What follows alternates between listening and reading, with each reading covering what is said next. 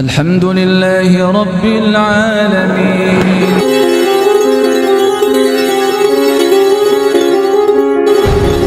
Padahal kalau orang cerdas, kalau orang yang berkualitas, kalau orang yang khusyuk, itu akan bisa memanage bagaimana kegiatan duniawi itu bisa juga berimplikasi atau berdampak langsung pada kegiatan ukhrawi atau bernilai ibadah.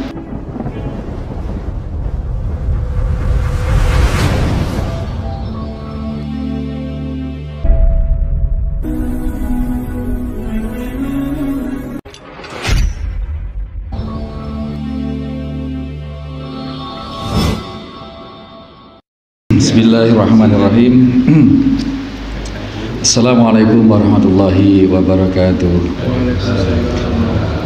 Innal hamdalillah nahmaduhu wa nasta'inuhu wa nastaghfiruh wa na'udzu billahi min shururi anfusina wa min sayyiati a'malina. May yahdihillahu fala mudhillalah wa may yudlil fala hadiyalah. Asyhadu an la ilaha illallah wahdahu la syarikalah. Asyhadu anna Muhammadan abduhu wa rasuluhu la nabiyya ba'dah. Allahumma salli wa sallim wa barik ala Muhammadin wa ala alihi wa sahbihi wa mawalah. Qala Allah ta'ala, ya ayyuhalladzina amanu taqullaha haqqa tuqatih wa la tamutunna illa wa antum muslimun. Qala Allah ta'ala, ya ayyuhannasu taqu rabbakumul ladzi khalaqakum min nafsin wahidah wa khalaqa minha zawjaha wa batha minhuma rijalan katsira wa nisaa wattaqullaha alladzi tasaaluna bihi wal arham innallaha kana 'alaikum raqiba. Ya ayyuhalladzina amanu taqullaha wa qulu qawlan sadida yuslih lakum a'malakum wa yaghfir lakum dhunubakum wa may yuti'illaha wa rasulahu faqad faza fawzan 'adzim.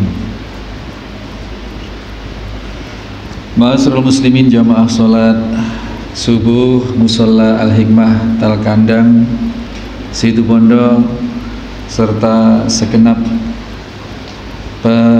mustami atau penyimak dimanapun saat ini berada, rahimani wa rahimakumullah.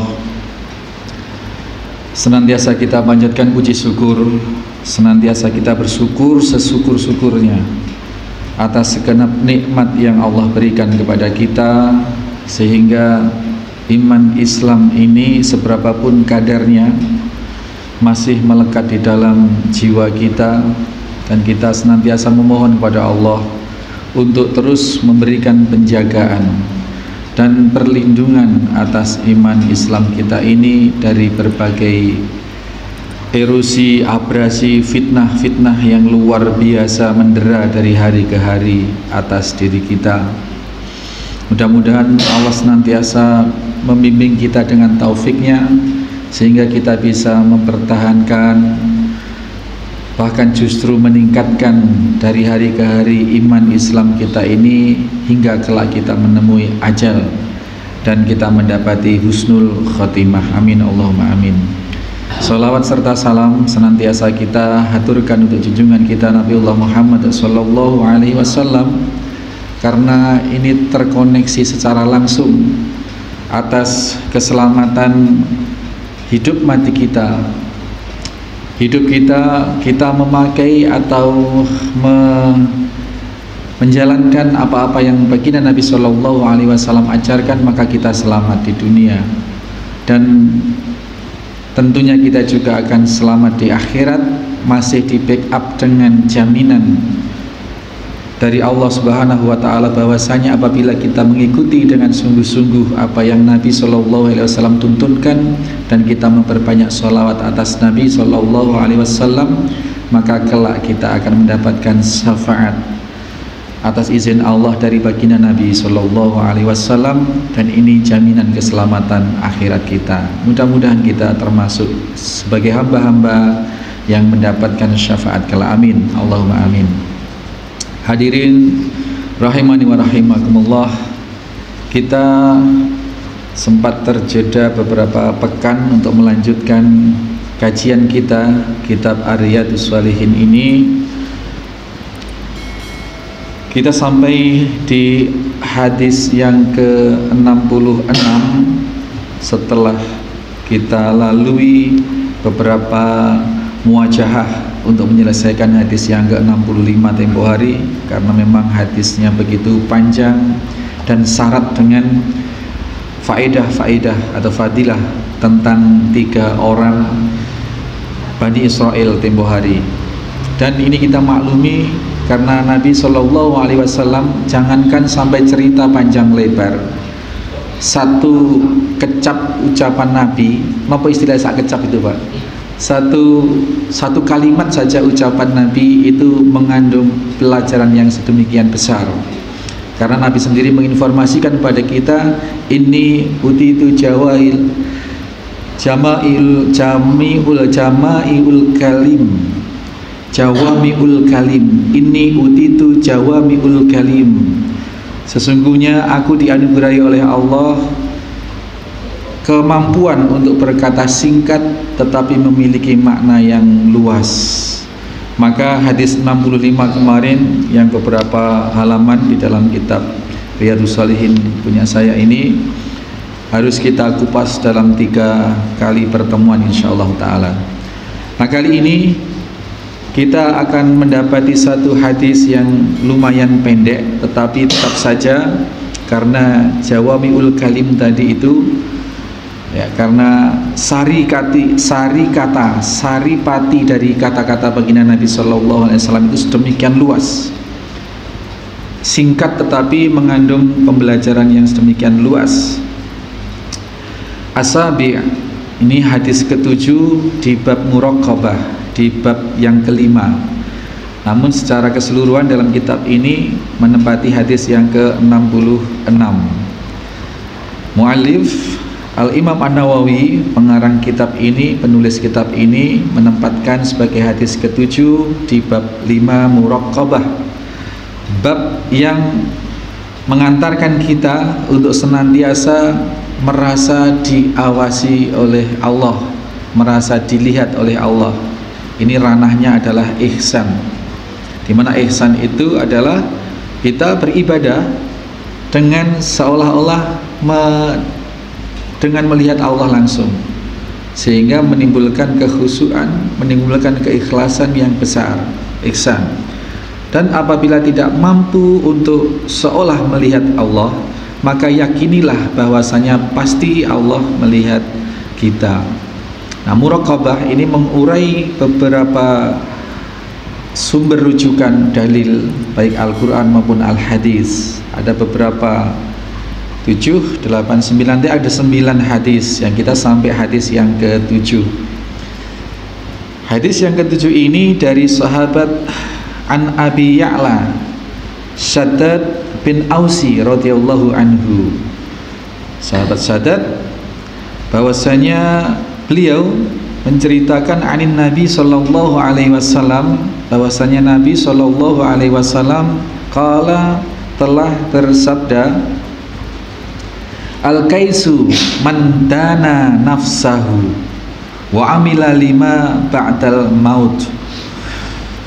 Seorang yang cerdas itu, seorang yang berkualitas itu adalah orang yang dana nafsahu, menghitung diri, mengukur dirinya, membaca dirinya.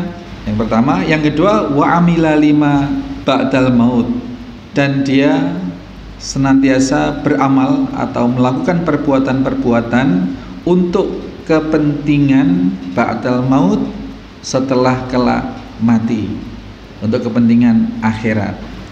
Ini luar biasa Bapak sekalian, bahwasanya kita ditunjukkan oleh baginda Nabi sallallahu alaihi wasallam bahwasanya kita harus menjadi orang yang cerdas, orang yang berkualitas secara ruhiyah, secara ruhani. Bagaimana caranya? Ya itu tadi, caranya 2. Yang pertama, agar kita termasuk orang-orang yang cerdas, yang cerdik. Cerdik itu beda dengan licik ya Pak. Kalau cerdik ini berkonotasi positif, memiliki akal pikiran yang diaplikasikan untuk kebaikan. Kalau licik itu mendayagunakan kecerdasannya, akal pikirannya untuk sesuatu yang kejulasan, itu licik. Nah, di sini bermakna atau berkonotasi positif. Mandana nafsahu, yaitu orang yang cerdik, orang yang cerdas, orang yang berkualitas adalah senantiasa orang yang dari hari ke hari dua hal yang dilakukan. Yang pertama bermuhasabah, menghitung diri. Hari ini kebaikan apa yang sudah dan belum saya lakukan. Ini menghitung diri.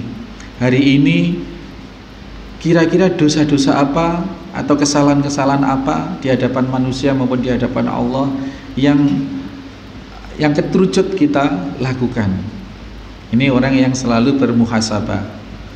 Kalau ada kewajiban atau ada ketentuan kebaikan yang belum kita lakukan, kalau itu sifatnya wajib, sebisa mungkin kita kejar. Kalau kita tidak bisa kejar, kita bertaubat kepada Allah Subhanahu wa taala. Misalnya tidak melakukan kebaikan, sholat misalnya, kalau masih memungkinkan dikejar, dijamak misalkan, atau dilakukan upaya-upaya bagaimana supaya kebaikan yang terlewat tadi itu tetap bisa tercover oleh kita. Kalau tidak memungkinkan kita kejar kebaikan itu, ya kita bertaubat. Semasa hidup kedua orang tuanya, seorang anak tidak sempat berbakti, atau bahkan pernah durhaka misalnya, atau pernah membuat sakit hati orang tua, padahal orang tua sudah kadung meninggal. Ini sesuatu yang sudah tidak bisa dikejar, maka jalannya adalah dengan taubatan nasuha, memperbanyak amal soleh, sehingga Allah bisa berpeluang Allah menghapus kealpaan kita yang telah lalu. Dan apabila masih bisa dikejar, ternyata orang tuanya masih ada yang satunya sudah kadung meninggal dan kita belum merasa banyak berbakti, maka kesempatan kita berbakti kepada orang tua yang hanya tinggal satu ini. Ini diantara muhasabah hari-hari dalam 24 jam kita, seberapa kita mendedikasikan diri kepada perbuatan-perbuatan ibadah, atau hanya kita terlena oleh kegiatan-kegiatan duniawi semata. Padahal kalau orang cerdas, kalau orang yang berkualitas, kalau orang yang khusyuk, itu akan bisa memanage bagaimana kegiatan duniawi itu bisa juga berimplikasi atau berdampak langsung pada kegiatan ukhrawi atau bernilai ibadah. Bahkan tidur sekalipun, yang itu sesungguhnya adalah kegiatan mubah, bisa dipola agar menjadi bernilai ibadah.